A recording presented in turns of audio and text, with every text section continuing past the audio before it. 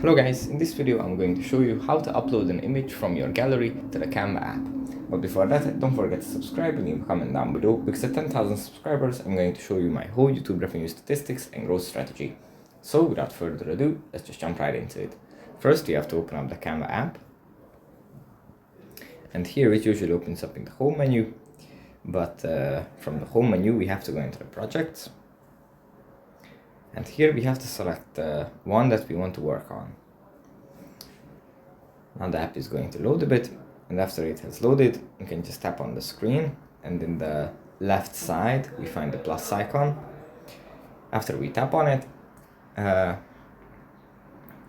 we scroll down and to the right in the bottom bar and find the uploads icon.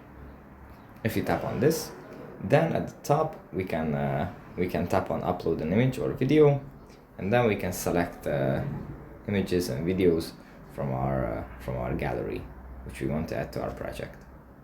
After we selected one, we tap on OK in the top right corner, and that's it. Thanks for watching, and I'll see you in the next one. Bye.